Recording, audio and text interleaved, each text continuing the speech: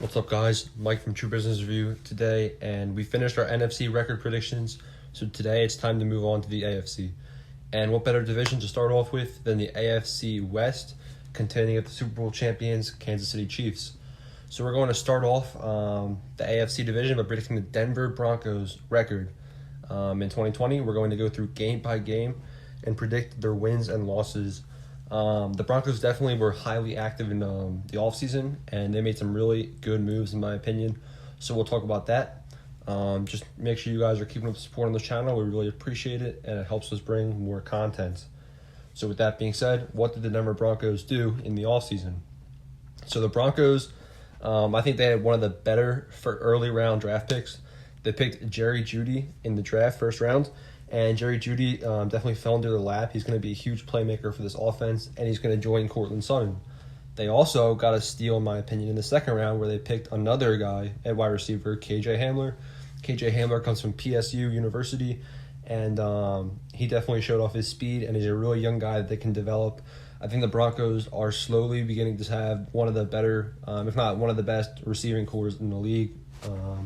So I think their offense is definitely going to be great because in addition to their good wide receiver room, they have one of the better running back rooms in the league as well. I think they have two really good running backs. We got Phillip Lindsay, who might not be appreciated as much because he played for the Denver Broncos, and the Broncos haven't really been the best team the last couple of years. And they obviously got Melvin Gordon, and I think Melvin Gordon, similar thing. His stats last year might have been a little weird because of the holdout and everything. He didn't really get to practice before coming back and everything. So I think Phillip Lindsay and Melvin Gordon just are going to be great as a duo. The Broncos' only problem on offense, their offensive line is good enough, but their quarterback is Drew Lock, and Drew Lock is kind of the question mark and wild card. In my personal opinion, I think that Drew Lock can become a gunslinger and help lead this Broncos team to the playoffs, but since 2019 was like kind of his first year in the league, he only played 5 games, and he threw for 1,000 yards, which is whatever, and 7 touchdowns. But he threw for 3 interceptions, so it's kind of hard to see what kind of a quarterback he's going to be. I think that he definitely can develop into that kind of a guy that can lead this roster, but this is definitely a season where there's a lot of pressure on Drew Lock to show his worth because on offense you got a ton of pieces around him. He's geared up for success. On the defensive side of things, the Broncos, I think they got 2 steals from the Tennessee Titans. First, they sent a 7th-round pick for Jarrell Casey. And Jarrell Casey was a Pro Bowler, definitely. I don't know what the Titans were thinking here. The Titans kind of just kicked him to the curb, so that's pretty good. And they also got A.J. Boye from the Titans for a 4th-round pick. Honestly, I'm surprised that those picks weren't swapped because Jarrell Casey is debatably just as important as cornerback A.J. Boye. But, yeah. All right, with that being said, let's get into the Broncos' schedule and predict game by game their wins and losses. Week 1, the Broncos start off with a tough opponent of the Tennessee Titans. This game is in Denver, and the Tennessee Titans definitely have one of the better teams in the league. A.J. Brown's developed. I think that he's going to be a really good player this year. He joins Corey Davis and Derrick Henry on that offensive front, and then they have Kevin Byard on defense keeping hold of the other wide receivers. But I do think that Week 1, the Broncos definitely get this win right here. I think this is going to be a really good Week 1 matchup, and I think that the Broncos come out strong and beat the Titans. Just one thing to keep in mind, the Broncos over and under for wins is 7.5 wins, I believe. And like 99% of gamblers are picking the Broncos to go over 7.5 wins. So that's something to keep in mind. I think 7.5, I think it's a good bet. So Broncos start off 1-0. Week 2, they travel to Pittsburgh to play the Steelers. I think that because of how young the Broncos wide receiver corps is with Jerry Jeudy and KJ Hamler, I think that the Steelers defense is definitely elite. I think they have one of the best defenses in the league, and the Steelers' defense is going to be the reason that they're good in 2020. So with that being said, I think the Steelers get the win here against the young Broncos offense. I think Drew Lock might not have that great of a game right here, Week 2, against a really good defense. Broncos 1-1. Next up, the Broncos play the new-look Buccaneers. I think this will be a similar competition to the Titans, but I do think that the Broncos get the job done again. This game is in Denver, and I think that early in the season, the Buccaneers might not be functioning on that high of a level as compared to how they're going to function late in the season when they kind of get things rolling. So I think early in the season, the Broncos get this win, and they start off 2-1. Next up, the Broncos play 3 AFC East teams, and they're going to get the job done.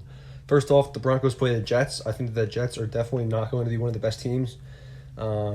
If you ask me to name like good players on the Jets, I can't really do it. Le'Veon Bell, I'd be surprised if he doesn't request a trade. Jamal Adams already requested a trade. Sam Darnold's still kind of developing. I think Sam Darnold definitely could be a good player, but I don't know if he's a good fit for New York. And they have a good offensive lineman with Quincy, whatever his name is, Quincy Enunwa or whatever. But there's not really that much for the Jets roster going their way. I think the Jets are heading in the wrong direction. I think that the Broncos definitely get the win, and they start off 3-1. Next up, they play the Patriots. The Broncos and Patriots, teams going in opposite directions. Broncos definitely trending upwards, Patriots downwards. I think Stephon Gilmore against this receiver core is going to be something to watch. Like, Stephon Gilmore is probably going to lock down Cortland Sutton, but guess what? We got Jerry Jeudy and KJ Hamler, so I think the Broncos get the job done here. I don't see the Patriots getting this win. Broncos 4-1. Next up, Broncos play the Dolphins. This game is in Denver. It's back to home. They just played the Jets and Patriots away, and the Broncos get the win here against the Dolphins. It's going to be interesting to see Drew Lock and Tua compete for the first time in their careers. Dolphins are trending upwards as well, but I do think that the Broncos just have a better roster overall, offensively and defensively. I think the Dolphins in 1 or 2 years could be similar to this team, but as of right now, Broncos start off 5-1. Broncos are 5-1, but their schedule gets a little harder in the second half.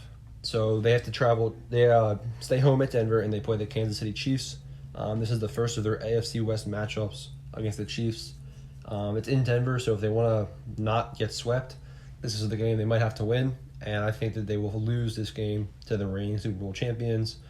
The only hope for the Broncos is that they can, light up against the Chiefs' defense, because the Chiefs' defense might not be top tier, but the Chiefs' offense definitely is going to get the job done here. Unless there's a huge upset, I think the Chiefs get the win here. Broncos start off 5-2. Next up, Broncos play the Atlanta Falcons in Atlanta. I don't think the Falcons are necessarily going to be a great team this year, but I do think this has a lot of upset potential. Falcons lost a lot of good players, but I do think that still Matt Ryan can get the job done, and I think that the Falcons will beat the Broncos here. I think this will be an unexpected win, so just chalk this up to like a win, where, a loss where the Broncos kind of just choke. This game, Broncos here, it's 5-3, right? But I'm not saying that this game is going to occur necessarily to the Falcons. That's just where I'm predicting it. I think the Broncos might lose one of those games to one of the AFC East teams, maybe the Titans or Buccaneers earlier in the season.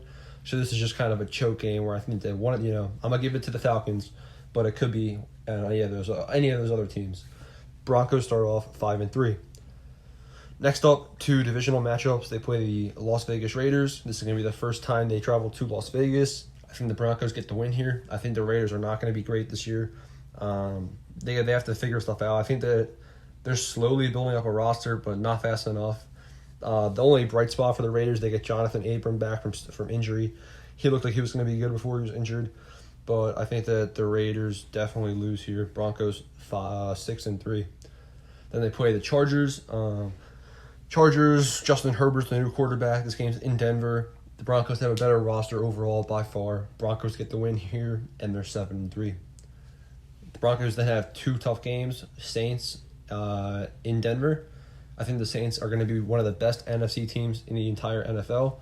I think the record of the Saints is going to surprise a lot of people, because even with the Drew Brees controversy, I think that definitely could still be good.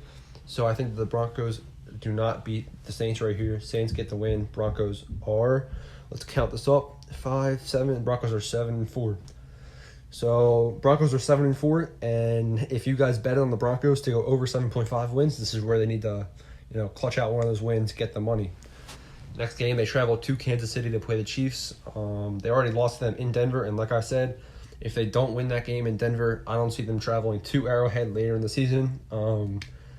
Compare quarterback to quarterback. We got Drew Lock, who I certainly hope he develops into a Patrick Mahomes caliber player, but he's just not there yet. Pat Mahomes gets a big win right here late in the season, and this is going to have some divisional impacts in terms of record. So it looks like the Broncos are 7-5. Next up, the Broncos play the Carolina Panthers in Carolina. It doesn't matter where this game is. The Panthers are going to be one of the worst teams in the NFL in 2020. Their offense, honestly, isn't that bad. I think that they have a really good wide receiver core down in Carolina. Their quarterback's a question mark, similar to the Broncos. But the Panthers' defense, oh my God. Panthers' defense is going to be one of the worst teams in the league. You can come back to this video at the end of the season, drop all the comments you want. I guarantee the Panthers' defense is so bad in 2020. Broncos, easy win. It's going to be funny. I think the Broncos are going to run the scoreboard up this game. 8-5 for the Broncos right here. Next up, they play the Buffalo Bills. I think that the Bills are a better team overall. I think the Bills are going to be one of the best teams in the AFC this year. I think they're highly undervalued. I think they have a great offense, and I think that their defense is sleeper as well. They got Jordan Poyer, Micah Hyde, and Tre'Davious White, and really good secondary right there. And I think that the Bills definitely are going to be in contention in the playoffs. I think the Bills beat the Broncos just because Josh Allen has some more experience than Drew Lock. And the Broncos fall right here, and they are 8-6. Next up, the Broncos play the Chargers. This game's in Los Angeles. And similar to my explanation for the Falcons loss, I think this is going to be a choke game. I don't think that the Chargers have a better roster than the Broncos. I certainly think the Broncos, talent-wise, are better. I just think that between all of these wins that I've given them, I think the Broncos choked two times, and I chalked it up to the Falcons. I think the Falcons beat the Broncos, and I think late in the season the Chargers split with the Broncos, and the Chargers win the second of the matchup in Los Angeles. Broncos 8-7. 8-7, and lucky for the Broncos, the NFL added the 7th seed in the playoffs. And if the Broncos win this game right here against the Raiders, I believe that the Broncos get the 7th seed and make the playoffs. And guess what? I think the Broncos win this game against the Raiders. I think they sweep the Raiders in 2020, and they handle business here. I think the Broncos' record will be 9-7 in 2020. 9-7, mark it up. Broncos make the playoffs. I think Drew Lock's probably going to show some signs of talent, and I think that they'll be able to develop their team into a solid team for 2021. But they do make the playoffs in 2020, according to my predictions. And up next is the Kansas City Chiefs. So Chiefs have to beat 9-7 to win the division. So make sure you guys stay tuned for that video.